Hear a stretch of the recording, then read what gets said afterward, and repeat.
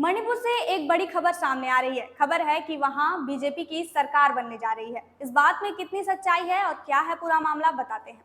दरअसल मणिपुर में हिंसा 3 मई 2023 को भड़की। यह हिंसा मुख्य रूप से मैतेई समुदाय को अनुसूचित जनजाति यानी एसटी का दर्जा देने की मांग के विरोध में शुरू हुई। All tribal students union of Manipur द्वारा आयोजित आदिवासी एकता मार्च के दौरान चूड़ाचांदपुर जिले में कुकी और मैतेई समुदायों के बीच झड़पें हुई, जिसने हिंसक रूप ले लिया। इसके बाद विवाद गहराता गया।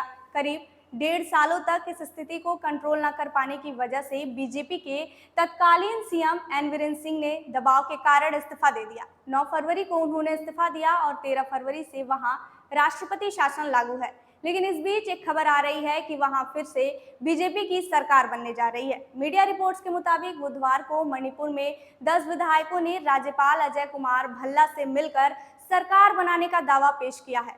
इसमें 8 बीजेपी के विधायक और एक एनपीपी और निर्दलीय हैं, जिन्होंने दावा किया है कि इनके पास 44 और विधायकों का साथ है।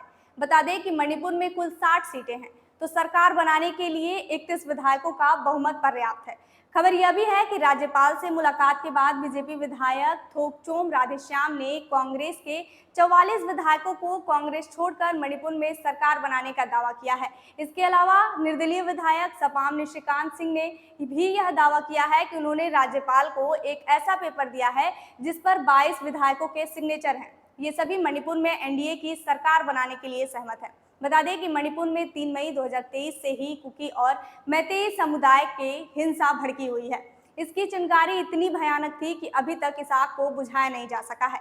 इस बीच 2 साल हो गए हैं। रिपोर्ट्स की माने तो इस दौरान 300 से ज्यादा लोगों के मौत की खबरें सामने आई हैं। वहीं 1500 से ज्यादा लोग घायल हुए, 70,000 लोग विस्थापित हैं। इनके अलावा 6,000 से ज्यादा लोग पर एफआईआर है। राष्ट्रपति शासन वाले मणिपुर में एक बार फिर मुख्यमंत्री शासन की बात हो रही है। बता दें कि 60 सीटों वाले मणिपुर विधानसभा में भाजपा के बहुमत से 6 अधिक यानी 37 विधायक हैं, जिनमें से 27 मैतेई, 6 कुकी, 3 नागा और 1 मुस्लिम विधायक हैं। अब ये मैतेई और कुकी समुदाय क्या है, इसे भी थोड़ा जान लेते हैं।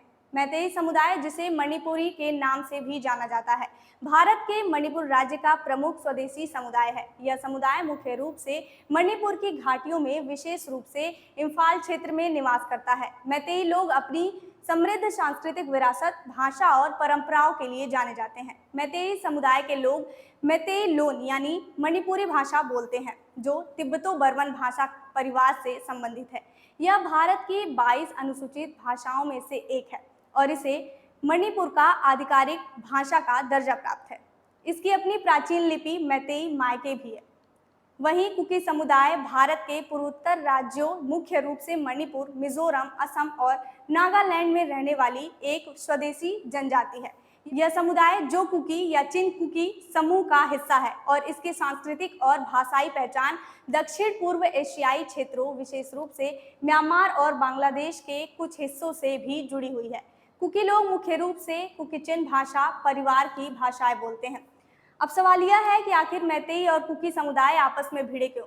दरअसल हिंसा का तात्कालिक कारण 3 मई 2023 को शुरू हुआ, जब मणिपुर उच्च न्यायालय ने मैतेई समुदाय को अनुसूचित जनजाति का दर्जा देने की सिफारिश पर विचार करने का निर्देश दिया। कुकी और नागा समुदायों ने इसका विरोध किया, क्योंकि उन्हें डर था कि इससे मैतेई समुदाय का प्रभाव बढ़ेगा, खासकर पहाड़ी क्षेत्रों में जमीन खरीदने और संसाधनों तक पहुंच के मामले में। All tribal students union Manipur ने इसके खिलाफ आदिवासी एकजुटता मार्च निकाला, जिस दौरान हिंसा भड़क उठी और अभी तक शांत नहीं हुई है। हालांकि इस बीच वहां बीजेपी की सरकार बनने की बात हो रही है। इससे पहले भी वहां बीजेपी का ही शासन था, लेकिन तब स्थिति को कंट्रोल नहीं किया जा सका। अब देखना यह है कि अगर फिर से वहां बीजेपी की सरकार बनती है तो क्या होता है। खैर, अपडेट्स हम आपको देते रहेंगे। तब तक के लिए देखते रहिए बेधड़क खबर। मैं हूं आंचल।